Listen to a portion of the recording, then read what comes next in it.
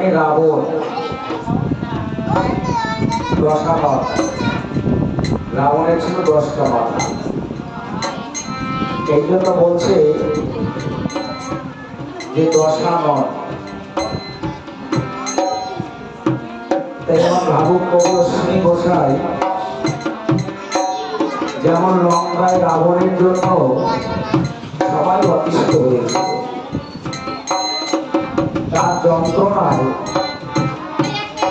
রামচন্দ্র লক্ষ্মণ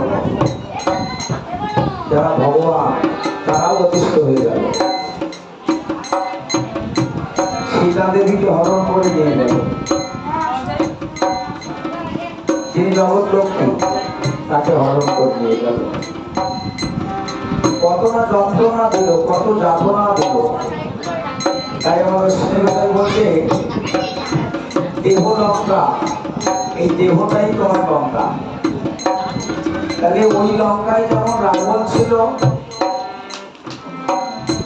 রাক্ষস, আর তোমার এই দেহ লঙ্কায়ও রাবণের মতো রাক্ষস আছে। রাবণের যেমন 10টা মাথা ছিল, তোমার আমার প্রত্যেকের মধ্যে 10টা ইন্দ্রিয় আছে। যেমন দুটো চোখ,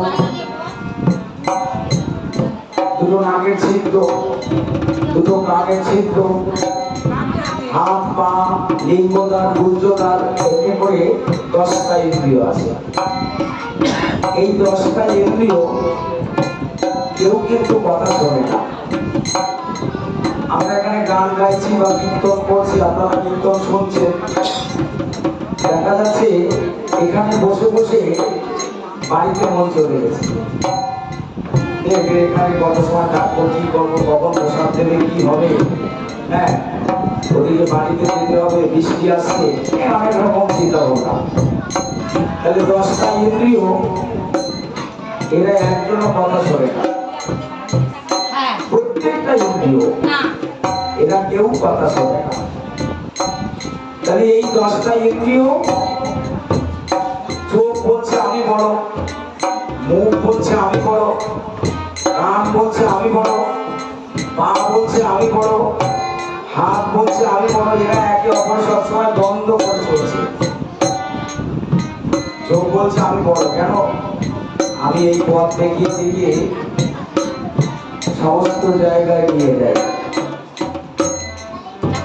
আজকে হাওয়ায় তোমাকে নিয়ে আসলাম, কে? চোখ বলছে যে আমি দর্শন করি, সমস্ত রাস্তাঘাট দেখি আমি নিয়ে যাই, এর জন্য আমি বড়। আবার পা বলছে না আমি বড়, কেন? আমি পায়ে হেঁটে হেঁটে সমস্ত জায়গায় যাই, আমি বড় না। হাত বলছে না তুই বড় না, আমি বড়, কেন? আমি তোকে খাইয়ে পরিয়ে মানুষ করেছি। তো আমি যদি ভালো ভালো খাদ্য খাবার মুখে না তুলে দিই, তাহলে তোর পায়ে শক্তি থাকবে কোথা থেকে? চোখকে বলছে তোর দেখার শক্তি থাকবে তোর থেকে। হাত এখন বলছে আমি বড়। তুমি বলতে পারো যে আমি হাত দিয়ে ঢোল বাজাচ্ছি, আমি যদি ঢোল না বাজাই তোমার কান হবে। এরকম দ্বন্দ্ব হচ্ছে, 10টা ইন্দ্রিয় এরা এক অপরে দ্বন্দ্ব করছে। এইবার মুখ বলছে আমি বড়, কেন? আমি খাই। এই করতে করতে এক এক করে 10টা ইন্দ্রিয় এরা সবাই কিন্তু দ্বন্দ্ব করে চলছে। মন বলছে আমি বড়, কেন বলো? আমি তোমাদের সবাইকে পরিচালনা করি।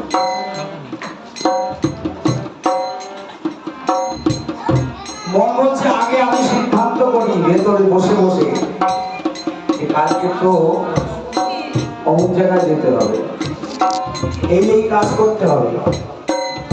তাহলে এই পরিকল্পনা কে তৈরি করে? মন। তাহলে মন বলছে আমি সবার থেকে বড়, জীবন দর্শন। এদিকে পরমাত্মা যিনি ভগবান, প্রত্যেকের মধ্যে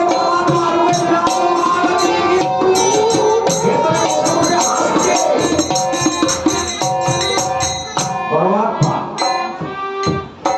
তিনি আমাদের প্রত্যেকের ভিতরে আছে বলে আমরা কথা বলছি, আছে বলে আমরা হাঁটতে পারি, আছে বলে আমরা গান গাইছি।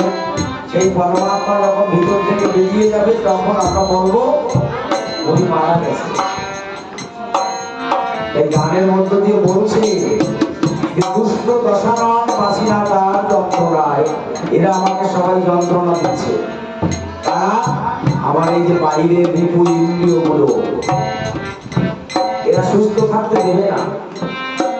ওই বছরে আসছেন তাও শান্তি নেই, আর যেখানে শান্তি নেই সেখানে কোনো কিছু করেও কিন্তু লাভ হবে না। মনে যদি শান্তি না থাকে, সাধু সঙ্গ বলো, তীর্থ বলো, বৃন্দাবন বলো, গয়া বলো, কাশী বলো, যেখানেই তুমি যাও, মনে যদি শান্তি না থাকে কোথাও গিয়ে তুমি শান্তি পাবে না। ওরে শান্তি সুখে অন্বেষণে পাঠাও দাস হনুমানে, ইয়ে মতিয়াম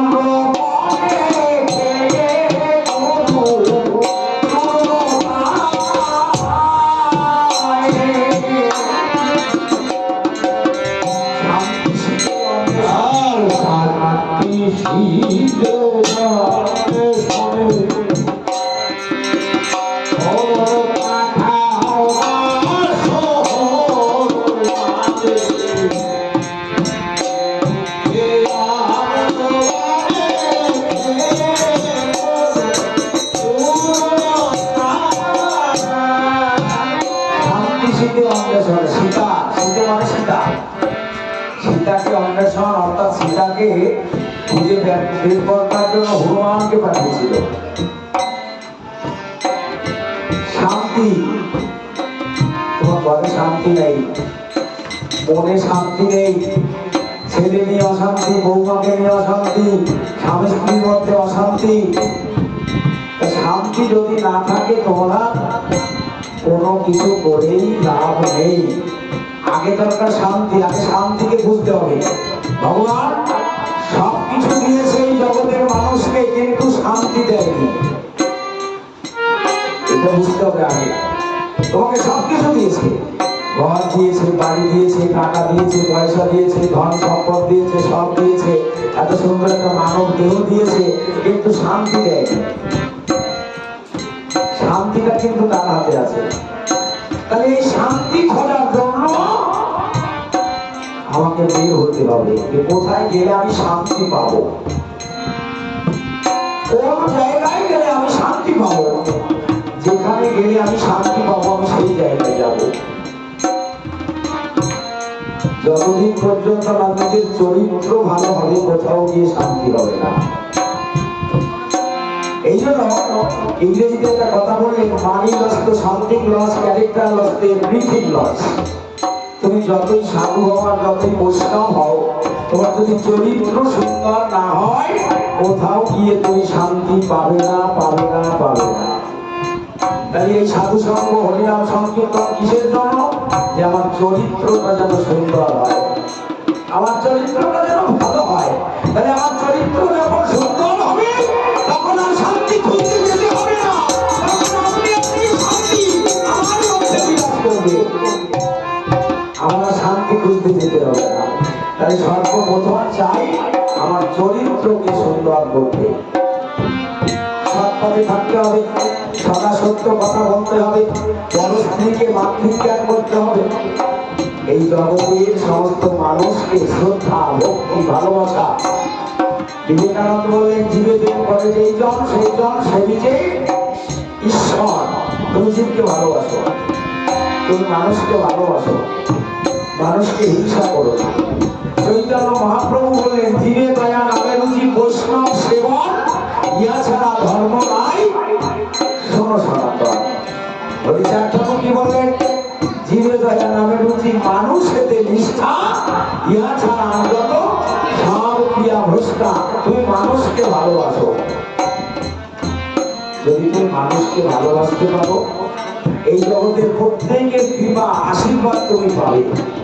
আর যদি তুমি মানুষকে ঘৃণা করো, মানুষকে হিংসা করো, তাহলে যত ধর্ম কর্ম সাধন ভজন যাই করো, কোনো কিছুতে তোমার কোনো ফল দেবে না, দেবে না, দেবে না। সাধু বৈষ্ণবের নিন্দা যদি কেউ করে, তার মধ্যে বাস করে। তারক গোসাই বলে শান্তি শীতে অন্বেষণে পাঠাও রাষ্ট্র হুরু হুমারে দিয়ে মুক্তি আম্রমণে খেয়ে করু জনতা।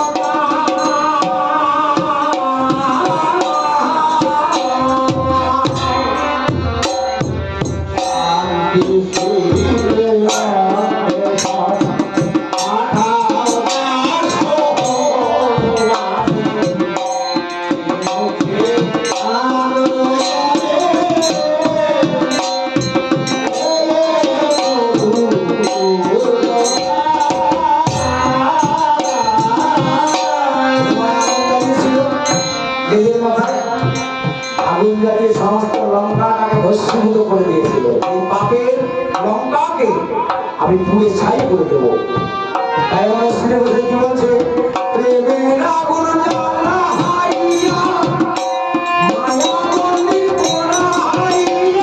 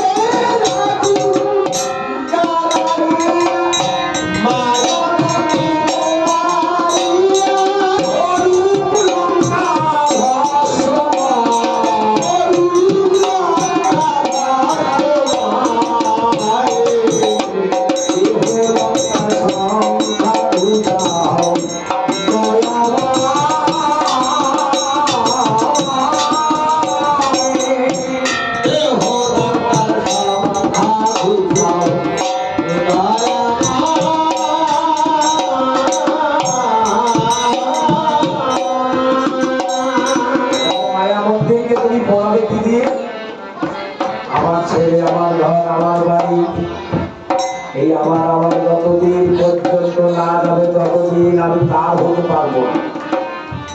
আমি হরিচাঁদের হতে পারবো না, কৃষ্ণের হতে পারবো না, গৌরেরও হতে পারবো না। কতদিন?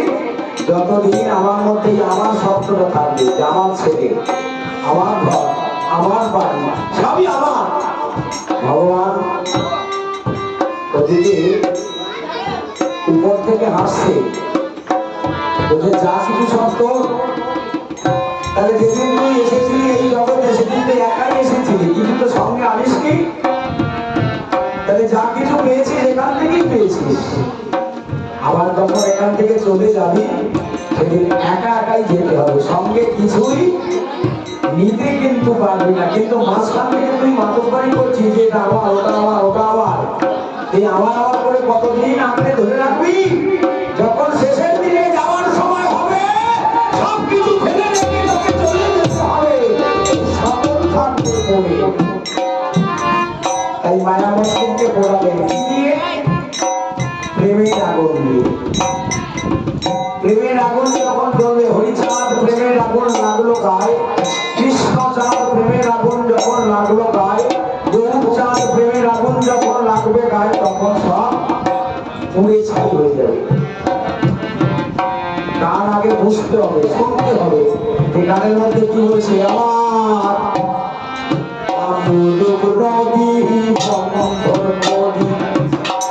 লঙ্কায় যাও ধারী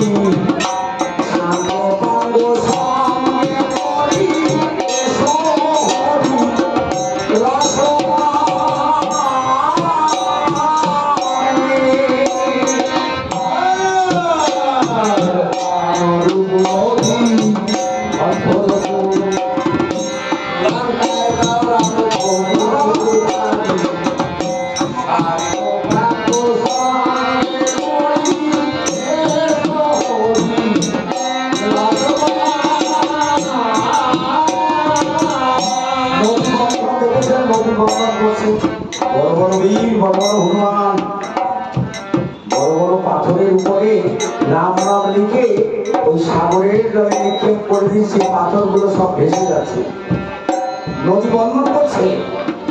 রাম পাশে দাঁড়িয়ে দাঁড়িয়ে দেখছে, সর্বনাশ, এত বড় বড় পাথর জলের মধ্যে দিচ্ছে, আর সেই পাথরগুলো সব জলে ভাসছে, একটা পাথরও ডুবছে না। ব্যাপারটা কি? কি ব্যাপার? ভগবান রামচন্দ্র তখন একটা পাথর নিয়ে চারিদিকে তাকিয়ে দেখছে, কেউ দেখছে নাকি, টপ করে পাথরটা জলের মধ্যে ফেলে দিয়েছে। পাথর জলে ফেলার সাথে সাথে সেই পাথর কিন্তু ডুবে গেছে।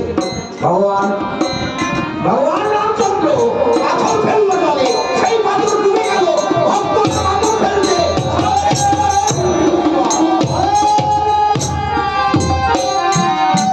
হনুমান পিছন থেকে দাঁড়িয়ে দাঁড়িয়ে দেখছে যে প্রভু রামচন্দ্র পাথর ফেললো, ডুবে গেল। হনুমান তখন হাসছে পেছনে দাঁড়িয়ে দাঁড়িয়ে যে প্রভু পাথর ফেললো, ডুবে গেল, প্রভুর পাথরটা ভাসলো না। তখন প্রভুকে এসে বলছে, ও প্রভু, তুমি একটা পাথর ফেলেছো জলের মধ্যে? বলছে, হ্যাঁ হনু, কাউকে বলো না, আমার পাথরটা কিন্তু জলে ডুবে গেছে, আর তোমরা যে পাথর ফেলেছো ওই পাথর সব জলের মধ্যে ভেসে গেছে। হনুমান, আচ্ছা বলো তো, আমার পাথরটা কেন জলে ডুবে গেল? হনুমান তখন বলছে, ও প্রভু, প্রভু তুমি আমার কথা নিও, তুমি যে পাথরটা ফেলেছ ওই পাথরের গায়ে নাম নাম লেখা ছিল না, ওই পাথরের মধ্যে কোনো ভক্তি ছিল না। আমরা যে পাথর ফেলেছি ওই পাথরের নাম নাম লেখা ছিল, ওই পাথরের মধ্যে আমাদের চোখের জল দেওয়া ছিল। আমরা যে পাথরটা ফেলেছি ওই পাথরের গায়ে লিখেছি প্রভু রামচন্দ্রের নাম, আর আমাদের নয়ন যমুনার জল ওই পাথরের মধ্যে দিয়েছি, আর বলেছি আমার প্রভু এই সেতু বন্ধন হয়ে গেলে এখান থেকে হাঁটতে হাঁটতে লোক পায়ে যাবে, তাই এই সাগর বন্ধন যেন হয়ে যায়।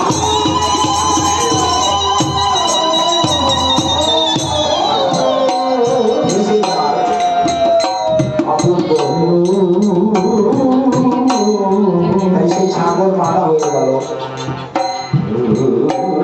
আমরা দীক্ষা নিয়েছি গুরুর কাছ থেকে, এই সমস্ত তত্ত্ব আমরা জানি না। কি বৈষ্ণব মত, কি আমাদের হরিচাঁদের মত, যে মতেই বলুন, আমি তত্ত্ব জানি না। পাথর ফেলার সাথে সাথে পাথর ডুবে গেল। হনুমান একটা করে সমস্ত পাথর জলের উপরে দিল। একটা কাঠবিড়ালি সেই দূর থেকে দেখছে সবাই তো প্রভুর সেতু বন্ধনের কাজ করছে, কিন্তু আমি কাঠবিড়ালি, আমার এমন কোনো যোগ্যতা নাই, আমি একটা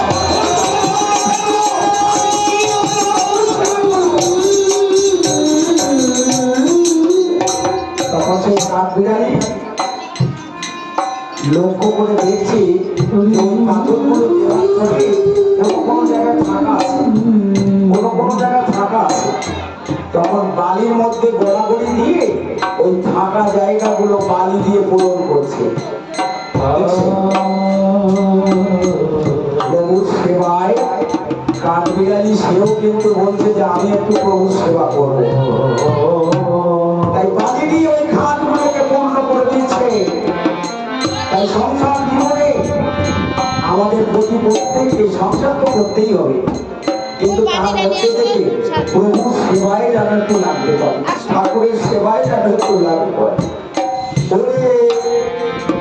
আমরূপ নদী বন্ধন করি, লঙ্কায় যাও রাম ধরো ভারী, সাঙ্গ তঙ্গ সঙ্গে করি, এসো হরি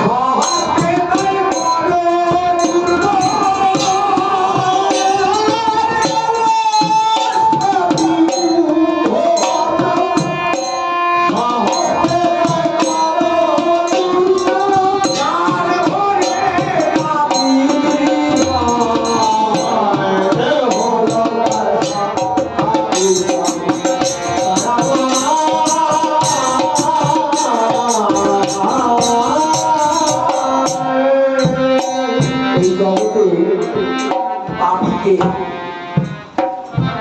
যে অলস ব্যক্তি সে হচ্ছে পাপী।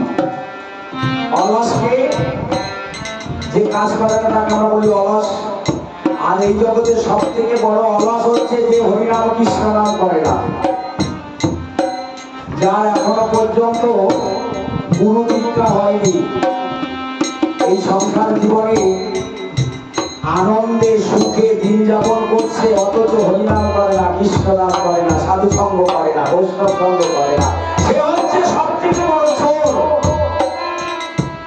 তাই কুম্ভকর্ণের সঙ্গে তুলনা করলে সেই ব্যক্তিকে, যে কুম্ভকর্ণ 6 মাস খেত, 6 মাস ঘুমাতো, যাকে ঢাক ঢোল পিটিয়ে ডাঙ্কা কাজ সিঙ্গা বাজিয়ে তার ঘুম ভাঙাতে পারেনি, তাই কত বড় পাপিষ্ঠ নরাধম। বসে অলস পাপী কুম্ভকর্ণ, সহস্তে তাই বড় চোর।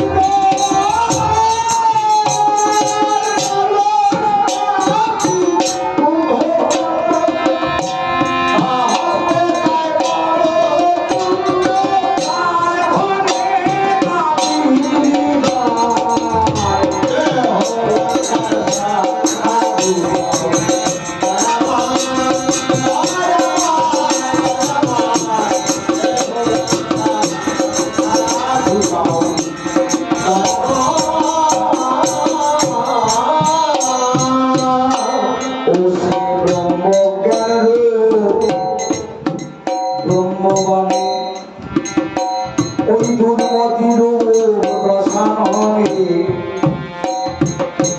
বিনাশ করো জানে প্রাণে, তবে অঙ্গ শীতল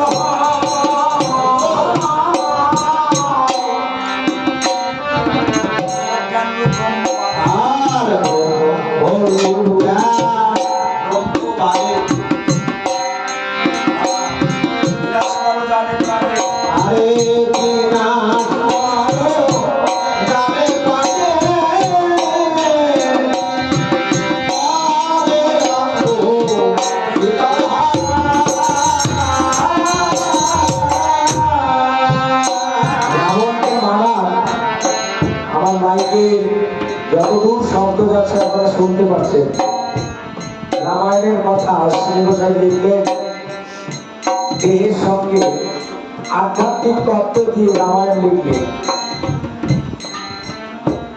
রাবণের স্ত্রী মন্দাদরী, এই মন্দাদরী জানতো যে তার স্বামী কোন বাণে মারা যাবে, আর সেই বাণ কথায় আসে একমাত্র তার স্ত্রী মন্দাদরী জানতো। হনুমানকে বলছে রামচন্দ্র, হনুমান তুমি এক কাজ করো, রাবণকে মারবো কি দিয়ে, রাবণকে মারার মতো বাণ তো আমার কাছে নেই, তাহলে তুমি এক কাজ করো, তুমি যাও, সেই বাণ কোথায় আছে তুমি তাড়াতাড়ি করে সেই বাণ এনে আমাকে দাও। হনুমান কিন্তু চলে গেলেন কোথায়, যেখানে বেশ কয়েকজন মায়েরা একত্রিত হয়ে গল্প গুজব করছে, সেইখানে গিয়ে হনুমান গাছের ডালের উপরে বসে আছে। এখন মন্দাদরী বলছে, ও দিদি জানো আমার স্বামী রাবণ সে যে মরবে, তার মরার যে বাণ, মৃত্যু বাণ, সে একমাত্র আমি জানি। ওই ভগবান রামচন্দ্র মারবে কি করে, মারতে কোনোদিন পারবে না, কেন সেই বাণ আমার কাছে আছে। যার যার স্বামীকে মারার বাণ তার তার কাছেই আছে, বুঝতে পারলে? যার যার স্বামীকে মারার বাণ তার তার কাছেই আছে। হনুমান এই কথা শুনলেন, শুনে তাড়াতাড়ি করে রাবণের বাড়িতে গিয়ে উদয় হলেন। মন্দাদরীকে বলছে, আচ্ছা তুমি আমাকে এক গ্লাস জল দিতে পারো, আমার খুব তেষ্টা পেয়েছে, তোমার হাতে এক গ্লাস আমি জল পান করবো, তাড়াতাড়ি করে আমাকে এক গ্লাস জল দাও। আর এই জল যখন দিয়েছে হনুমানকে, হনুমান জল খাওয়ার জন্য গিয়ে জল যখন নামতে গেল মন্দাদরী, ওই ফাঁকে রাবণের মৃত্যুবাণ কোথায় ছিল খুঁজে বের করে নিয়ে তাড়াতাড়ি করে পালিয়ে গেল। জল নিয়ে এসে দাঁড়িয়ে আসে মন্দাদরী, কোথায় কে, তুমি জল চাইছো, আমি তোমার জন্য জল এনেছি, এই নাও। হনুমান আর নেই, মৃত্যুবান নিয়ে পাঠিয়েছে। ভগবান সেই মৃত্যুবান প্রভু রামচন্দ্রের কাছে দিলেন, এই যে প্রভু তুমি রাবণকে যে মারবে সেই মারার মৃত্যুবান আমি নিয়ে এসেছি। এই যে কি বোঝা গেল? স্বামীকে মৃত্যুবান তার কাছে সন্ধান, সেই গোপন কথাটা গোপন করে রাখতে পারল না, মুখ থেকে বেরিয়ে গেল। এই জন্য চাণক্য পণ্ডিতের একটা শ্লোক আছে, রাজাকে আর নারীকে কোনোদিন বিশ্বাস করবে না। চাণক্য পণ্ডিতের শ্লোক কেন? এই জন্য মায়েদের পেটে কখনো কথা পচে না, ফস করে বেরিয়ে যায়। গোপন কোনো কথা বলে দিলে ও পাঁচজন মায়েরা এক জায়গায় যখন হবে আস্তে করে চপ করে বেরিয়ে যাবে। তাহলে হনুমানের মৃত্যুবান ছিল গোপনে, জানত মন্দাদরী, মন্দাদরীর মুখ থেকে বেরিয়ে গেল। হনুমান শ্রবণ করল, সেই বাণ এনে রামচন্দ্রকে দিল, রাবণকে নিধন করে দিল। ব্রহ্ম জ্ঞান ব্রহ্ম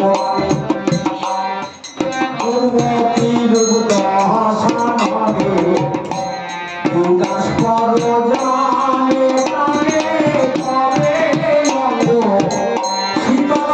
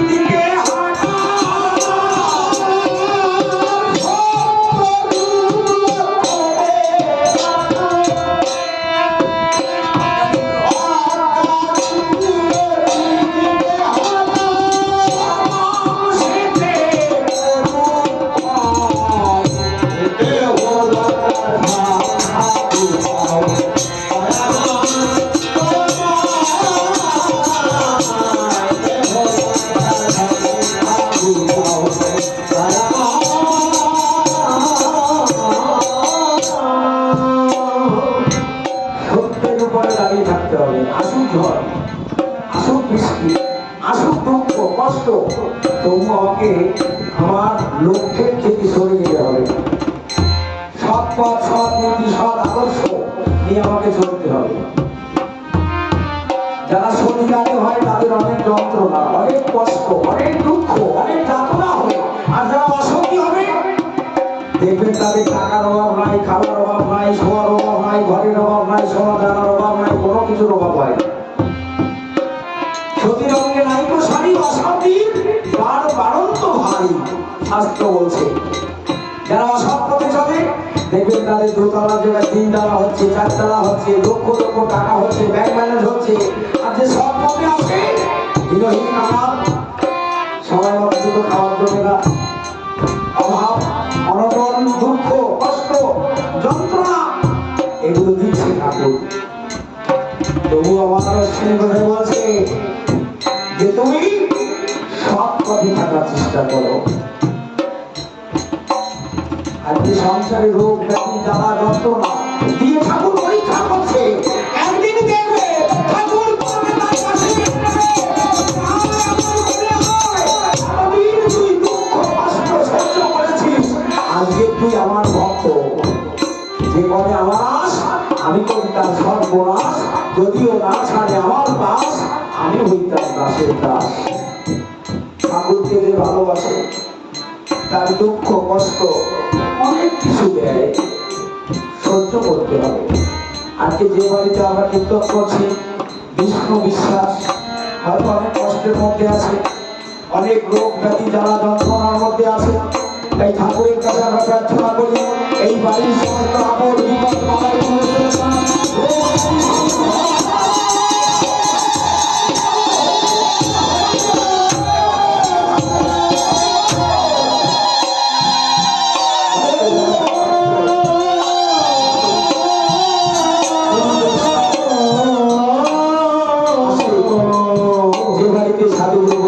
চরণ ধরি পড়ে সেই বাড়িটা বৃন্দাবনে পরিণত হয়। যেখানে অগণিত ভক্তের আগ্রহ হয় সেই বৃন্দাবনে পরিণত হয়। যেখানে হয় কাদাকাদি সেখানে হয় শ্রীরামী। ঠাকুর এই দিয়ে মঙ্গল করুক, এদের সবাইকে ভালো রাখুক, সুস্থ রাখুক। এমনি করে যেন প্রতি বছর এই বাড়িতে সাধু সেবা, বৈষ্ণব সেবা, ভক্ত সেবা হয়। এখানে যেন সবাই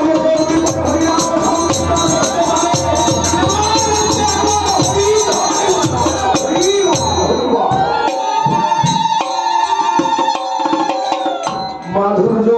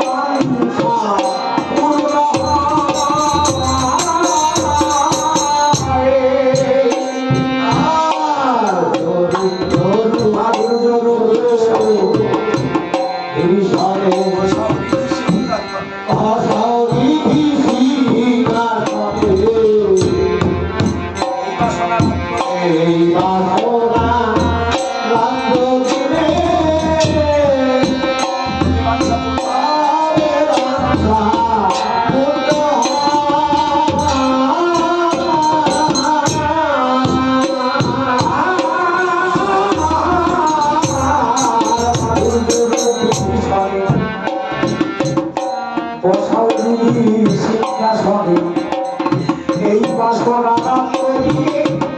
তবে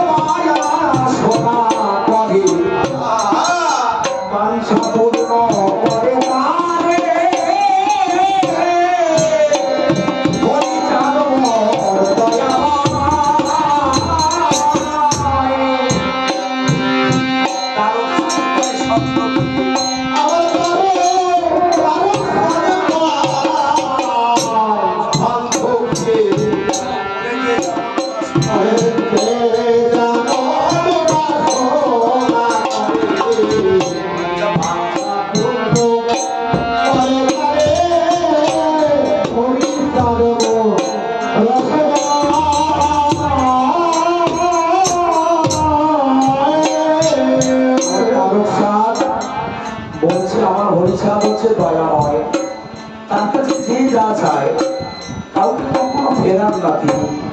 কত বন্ধা মায়ের সন্তান হয়, কত মানুষের কত জনারোগ্য ব্যাধি থেকে মুক্তি পায়, কত মরা মানুষকে বাঁচিয়েছে আমার হরিচাঁদ, কত মৃত জন্তু গরু বাছুর কত বাঁচিয়েছেন তিনি।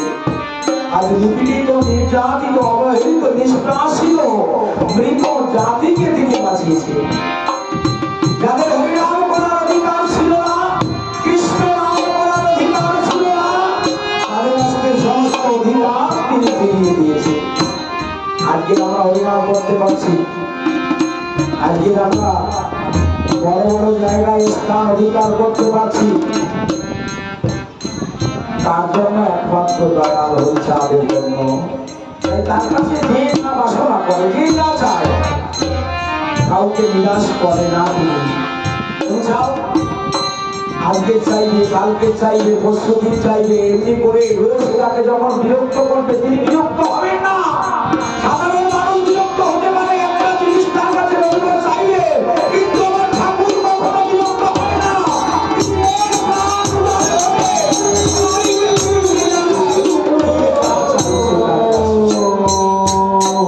নারদ সাধ শব্দ দিয়ে তুমি যে যেমন বাসনা করে বাঞ্ছা পূর্ণ করে তারে হরিচাঁদ মোর দয়াময়।